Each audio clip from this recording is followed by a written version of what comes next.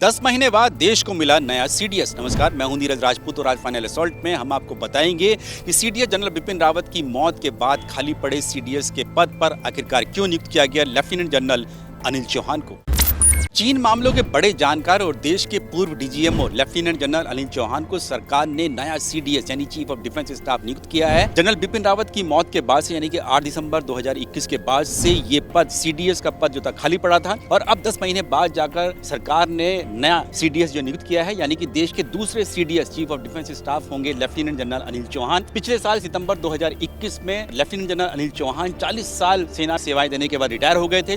उनकी जो आखिरी पोस्टिंग थी वो सेना की जो पूर्वी कमान है कोलकाता में, उसके कमांडर इन चीफ थे यानी कि आर्मी कमांडर थे। उस पद से वो रिटायर हुए थे और उसके बाद से जो लेफ्टिनेंट जनरल अनिल चौहान है वो जो देश की national security council of secretariat है जो कि सीधे एनएस अजीत डोभाल के अंतर्गत काम करती है, वहां पर मिलिट्री एडवाइजर के पद पर तैनात थे।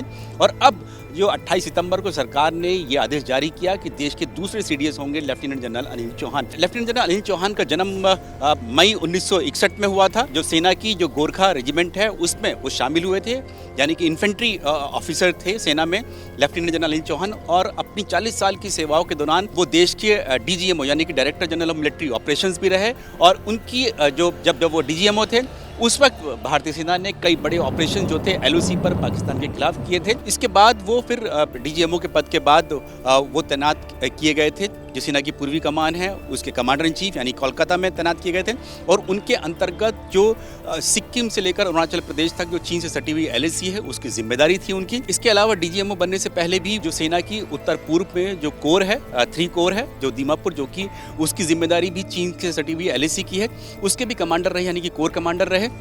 इसके अलावा कश्मीर में उन्होंने एक डिव को कमांड किया था, तो उनको चीन मामलों का जानकार माना जाता है। और उसके साथ साथ उनको जो कश्मीर में counter insurgency counter terrorism operation की भी जानकारी उनके पास है, बड़ा ऑपरेशंस का उनके पास अनुभव है। और इसीलिए सरकार ने जो है उन्हें यानी कि लेफ्टिनेंट जनरल अनिल चौहान को नियुक्त किया है देश का नया सीडीएस, क्योंकि लंबे समय से ये माना जा रहा था कि आखिरकार कब तक जो सीडीएस का पद है वो खाली रहेगा। इसी साल जून के महीने में सरकार ने सीडीएस के पद के लिए यानी कि नियुक्ति के लिए जो नियमों में फेरबदल किया था।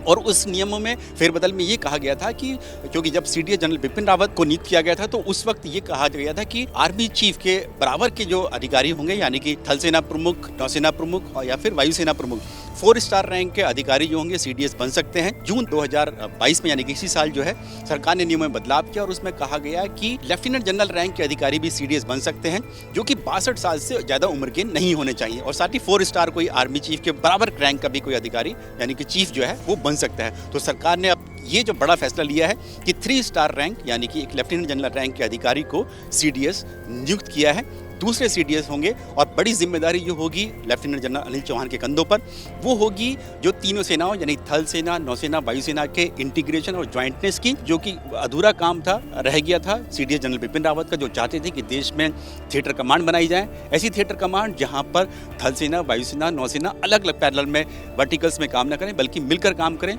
जॉइंट कमांड जो हो वो थल सेना, वायुसेना और नौसेना की हो। तो ये जिम्मेदारी अब लेफ्टिनेंट जनरल अनिल चौहान के कंधों पर होगी क्योंकि उन्हें बनाया गया है देश का दूसरा सीडीएस। कैमरामैन मुकेश यादव के साथ नीरज राजपूत।